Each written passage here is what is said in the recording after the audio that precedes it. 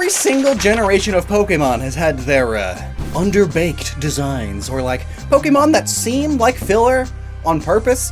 You know, like they were made to be forgotten in a couple gens. Think like Lovedisc and Comfey. Yeah, both fit their regions perfectly, but like afterwards, or like Quillfish. Nobody thought a single think about Quillfish until Legends Arceus finally spiced it up. Tranquil, Chatot, Seal, Finneon, and Pokemon Scarlet and Violet continues with this, even doubling down on non-evolving bird Pokemon. Like, think about Sigilyph. It's unique, it's cool. Hawlucha, Hall yeah. Skarmory, more like Scar-marry me. Flamingo, Flamigo. It's a flamingo. Bombirdier. Yeah, that's the baby delivering stork, but it drops rocks instead. Squawkabilly. You mean Chatot too? They are all over the region. They are the loading screen. And yet, I just know that nobody will remember them in a couple of generations. And maybe that's the idea. They're just filler birds. I mean, they do fit the region they're in, Paldea, but I don't really think they have staying power. But regardless of that, we've been talking a lot about bird Pokemon on this channel lately, and these three are on today's menu. Let's go over and explain the design origins of the three Paldean bird Pokemon they want you to forget. We'll start with Flamingo.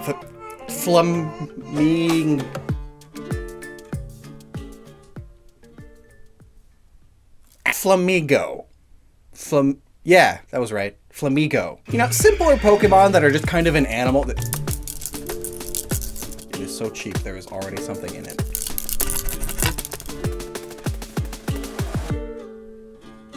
I broke it. Simpler Pokemon that are just kind of an animal or a thing with one little add-on to its design, it's nothing new. I mean, who could forget the classics? Caterpillar, Goldfish is actually a koi, Seal, Pigeon, Pigeon again, Pigeon a third time even if you wanted to stretch the definition of a pigeon.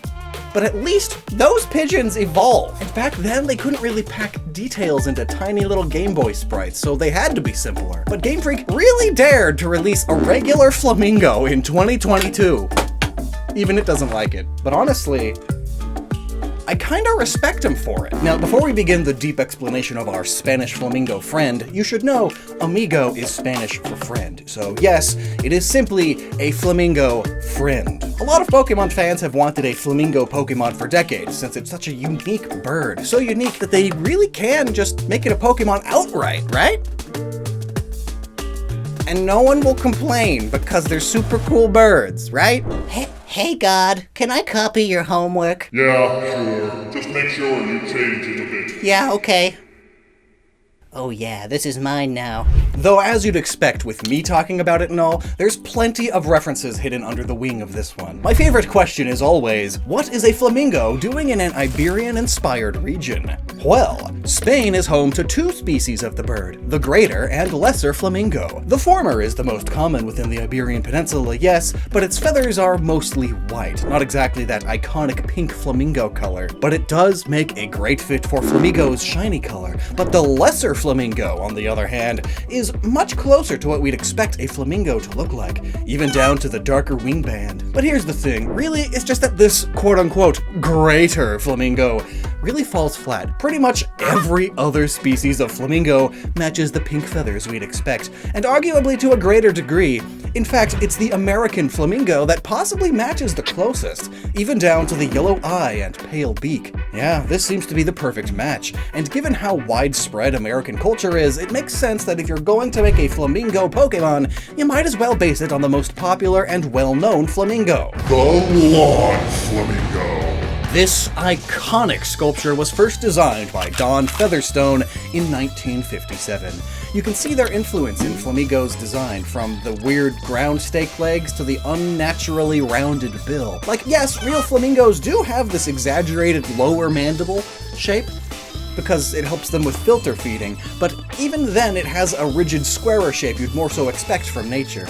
And Flamigo just has this sort of artificial plastic aura to it, does it not? Lawn flamingos became popular in America and various European countries due to their striking pink color that contrasted against other popular lawn ornaments of the time, like gnomes.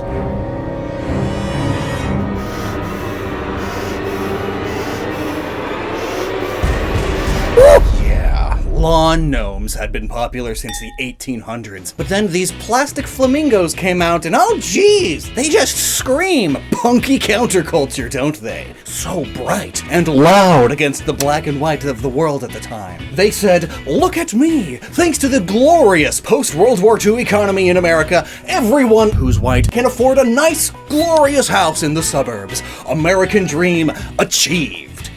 And this is my trophy.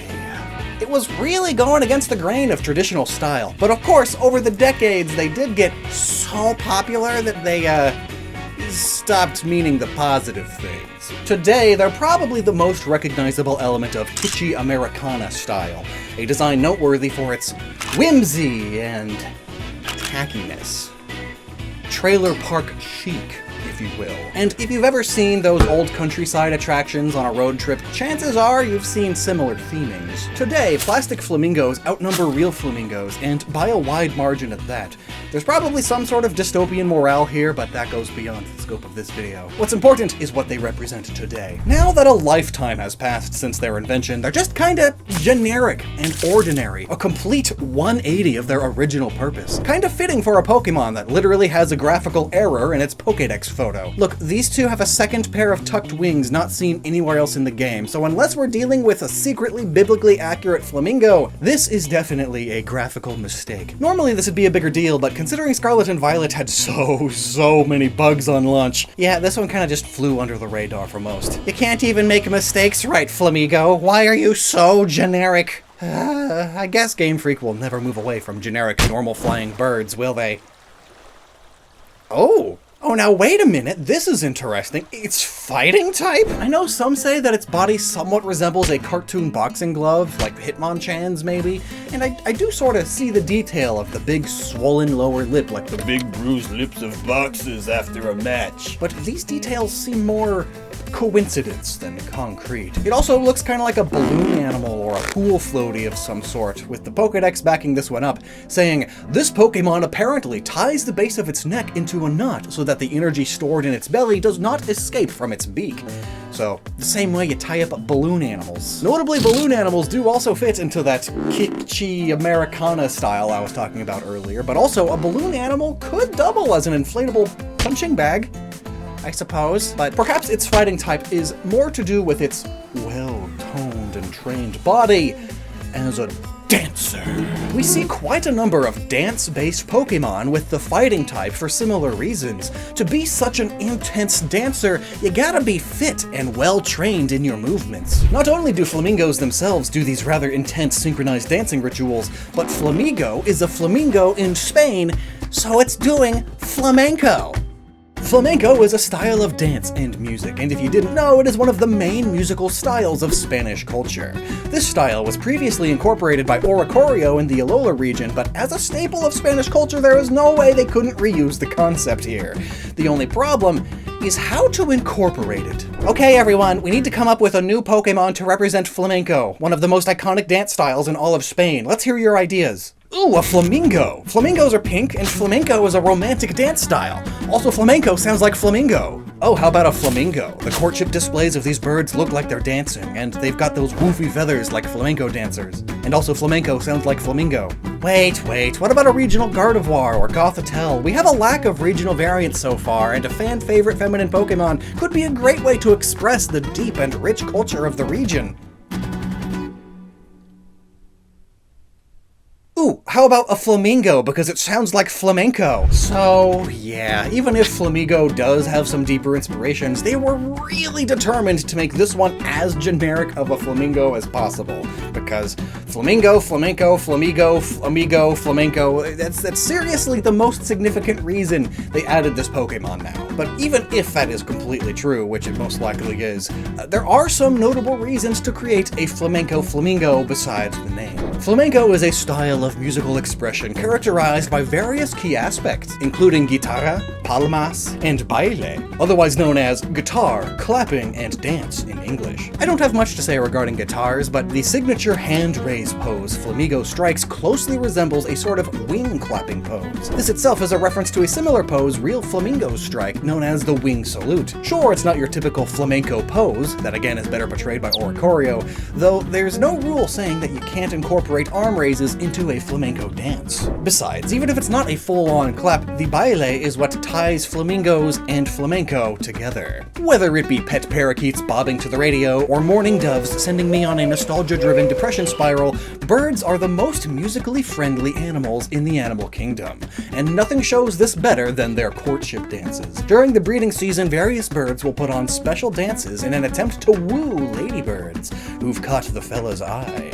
This includes some pretty odd displays, though undeniably one of the most significant is performed by the flamingo, and here it is, in all of its chaotic glory. Yeah, this is definitely a lot to look at, but there's some clear patterns here when broken down. Flamingos are unique due to their tendency to perform mating rituals in large groups. This makes it difficult to decipher what exactly is going on, but every individual performance generally follows the same beat, a combination of head flagging, marching, and vocalizations. In fact, their movements are so similar that flamingos will often synchronize with one another, which ties everything together. Literally. But let's face it, this courtship dance isn't really all that similar to flamenco, but we're looking at this all wrong, perhaps. Consider duende. It is a concept incorporated into flamenco characterized by a profound, emotional intensity that arises in an individual while dancing. The feeling is described almost as having a spiritual possession overtaking one's body as the rhythm guides their movements. This effect is especially strong when shared with others, which is why the style is recognized as one of the most romantic dance styles in all of global culture. The same is true for flamingos, even if the outward appearance is, different. But it's the same sort of emotional experience, maybe? You know, that magical feeling when you're sharing a deep moment with someone, or your entire colony in this case. And that's why it's called the synchronized Pokemon. It's a reference to the chemistry shared between two souls while in a courtship dance. The knot in its throat could even double as a reference for the nervousness one experiences around their crush. You almost get a knot in your stomach, or well, a knot in your throat even. And there's even the saying, tying the knot with the one you love. And this detail is so important to the design that it's referenced in almost every other language's name for the Pokemon. And speaking of names, Amigo?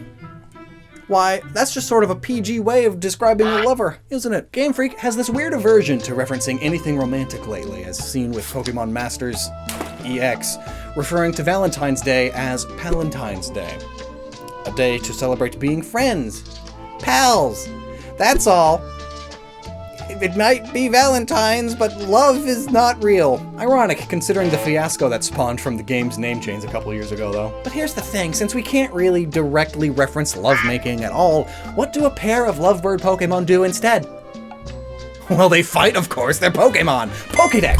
Thanks to a behavior of theirs known as synchronizing, an entire flock of these Pokemon can attack simultaneously in perfect harmony. What says I love you more than ganging up on an unsuspecting victim? This too can be explained by the courtship dances. Aside from just looking violent and chaotic in general, if two flamingos eye the same mate, they may break out and do actual brawls. Oh, no, I wasn't eyeing your girl, I swear. At least not in that way. I'm a researcher, and not a rival flamingo. Boulder out of nowhere. What is... oh, hey, there's a sponsor here. It's Holzkjarn. I love them because I love wood. Look at this. Wood. It's beautiful. Wood. Holzkjarn is the leading branch of watches and jewelry made of natural materials in Europe.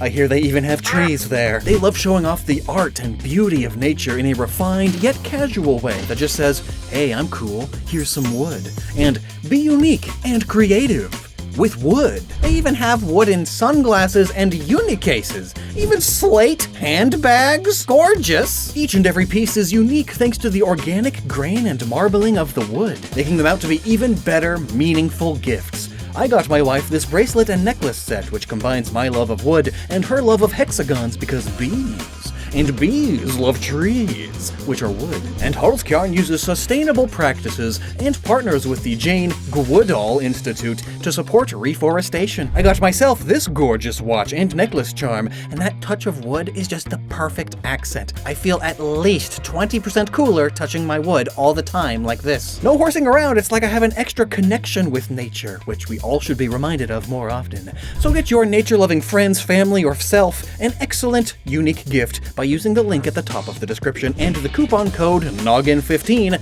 for 15% off. What a wood deal. Now seriously, make like a tree and leaf down to that link in the description. Check them out, you'll find something you love for sure. Plus, they greatly support this channel. Always a bonus. That was nice, but where did this rock even come from? Oh, how nice of that bird to save me and fund our research via sponsored deliverance. What? Oh, what the flock?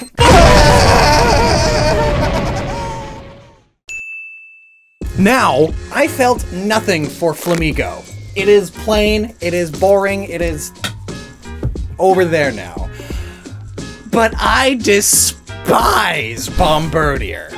In nursery rhymes, storks are always depicted as the harbingers of new life. Lore scientists aren't 100% sure where this legend started from, but we do know that it was somewhere in Europe. And when it comes to the when, though, well, the stork-child connection goes back to prehistoric times, as in before history was being written.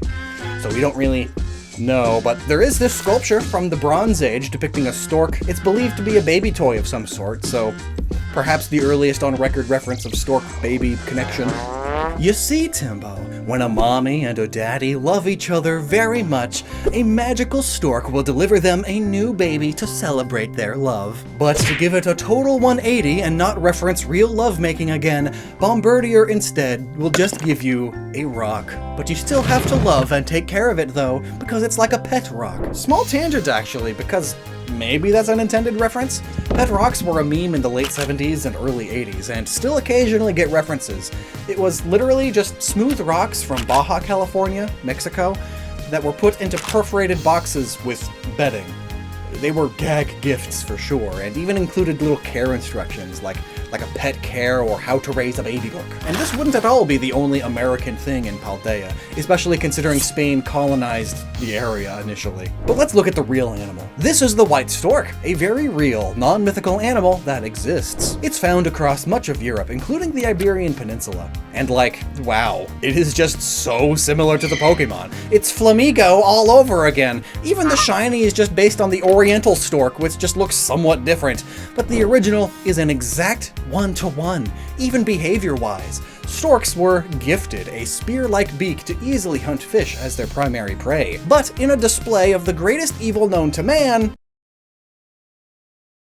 they adapted to use their beaks to brutally murder several babies. Like, I can't even show this on YouTube without getting demonetized. It's no wonder you're dark type, you're straight up evil! And it's not even just rival nests, but you stab your own young too? Absolute horror. That's nature for you. They gotta conserve on resources, so they eliminate the runt. This makes the survival of the stronger young more likely, as there's more food allocated to its growth. It's still messed up for it to go out of its way and just stab other animals' babies just because it can, though. But at least the Pokemon isn't this outwardly evil. Maybe. Well, as seen during the Herba Mystica trials of Scarlet and Violet, the Titan Bombirdier drops boulders to try and stop you from reaching the top of the mountain. This rock-dropping behavior is not one exhibited in storks, but rather comes from other species, like the Egyptian vulture. They do this as their main food sources, eggs and bone marrow, are protected by a hard exterior, so they fly up high and drop it on hard surfaces to break them open. Crows do this too. We briefly talked about their tool use in the Corviknight video. But when you do it, it's annoying. Like, what are you doing? You're dressed like a nanny with your upwards bun and your apron that doubles as a baby bundle. Like, I get it. You're disguising yourself as a positive role model to create a false sense of security. But don't you have a job or something? Even your nose looks like a baby spoon. You're just throwing spoon-billed birds in there too now? Oh no you don't. I will not let you here comes the airplane me. Wait. Airplane? That's it! Just like Flamigo. This one's name isn't particularly clever either. A bombardier is a military position, specifically someone within a bomber crew who loads and deploys bombs from an airplane. Bombirdier just fits the word bird in there. And it fits the role of both a bombardier and the bomber plane, you know? Because it's a bird. Specifically, it's based on the Fiat BR-20 Cicogna bomber plane, which originated in the Italian military, though its primary use came during the Spanish Civil War because the Italian Legionary Air Force decided to get involved, supporting the nationalist cause against the Second Spanish Republic. This aerial support was devastating to the Republic, ultimately leading to their defeat and allowing the fascist dictator Francisco Franco to take power. If you know anything about Spanish culture or fascism, you know that this was a very bad thing. So another reason for Bombirdier to be dark type, and wouldn't you know it, the planes themselves were named after storks. That's what Cicogna means in Italian, it's just stork. So who would have thought that an evil bomber stork who terrorizes the lands of Paldean would be based off of an evil bomber plane that terrorized the lands of Spain and is named after a stork? Just fun times all around. And I bet they put these connections on a bird that's culturally connected to delivering babies because there just so happens to be a pretty big connection between fascists and people who obsess over reproduction. Yeah, you're a dirty homophobe, aren't you? Yeah, I said it. And now we get to talk about you. And you. And you. And you. It's Squawkabilly. They're more mischievous than evil, thankfully, which is why it sticks to the normal type. Of the three of them we've covered so far, this one offers the most unique design yet. In terms of base design, I don't think it's a surprise to say that it's a parakeet. The Pokédex kinda gives that one away. But there's over 30 species of parakeet across Iberia alone, and most of them are green, the sort of default color for this Pokémon. But they of course are also found in blue and yellow, and the real parakeet that matches them the most? It's the monk parakeet. The dead giveaway here is the gray spot on its forehead. Really, everything's a match. Well, aside from the pompadour hairstyle, which could be inspired somewhat from another parrot species, like the cockatoo. They got that crazy hair! But there's an even bigger cultural influence that fits perfectly, and as the name implies, Squawkabilly is a noisy rockabilly, a fashion style popular within American and Japanese culture. The most noteworthy feature of the style includes a long black leather jacket and the previously mentioned pompadour hairstyle. Squawkabilly's back feathers do point downwards, creating the appearance of a long coat, too. In America, the style was adopted by greasers in the 50s. Even Elvis Presley dressed like this for a time, so of course the animal most known for talking and singing would be associated with the most famous rock and roll singer of all time. Fame and wealth is all a bird could ask for. So why are these ones so mischievous? Well, because while Elvis was big and rich and fancy and all that, American greasers themselves were not. They did get rowdy from time to time, but it was the Japanese gangs known as Bosozoku who are the bad boys of the country. Hoodlums, motorbike gangs, loiterers, who later adopted the rockabilly aesthetic and purposefully made their motorcycles as loud and bright and obnoxious as possible. Like, you know the weird Starmobiles that Team Star had? Like that. Though I guess those were more Decatora, which is the same thing but a truck instead of a bike, but like, still, same association. And also, like Squawkabilly, these Pokemon prefer to live in cities. They form flocks based on the color of their feathers, and they fight over territory. It's just like how gangs divide themselves into groups and often signal those groups by color. So too do the Squawkabillies. But as also described by the Pokédex, these groups aren't evenly sized, with there being significantly more green and blue individuals than white ones. This is reflected in real-life house parakeets too. Green and blue are by far the most common colors, and yellow is fairly abundant as well, but not as much. Whereas white is truly the rarest of them all, as this is a reference to leucism, a condition where an animal is born with almost no melanin, which sounds a lot like albinism, but the main difference is leucistic animals can still have some melanin, most commonly in the eyes. Truly albino eyes will always appear red. Here's a side-by-side of a leucistic versus albino snake, for example. What's interesting is even though there's been plenty of albino mammals and reptiles, almost no truly albino birds have been documented. Even these white peacocks that are often called albino aren't. Look at the eyes. Boom. Leucistic. So yes, here the leucistic squawkabillies make up the smallest group, seeing as leucistic birds are rare as well. And here's a fun fact that may or may not be intentional.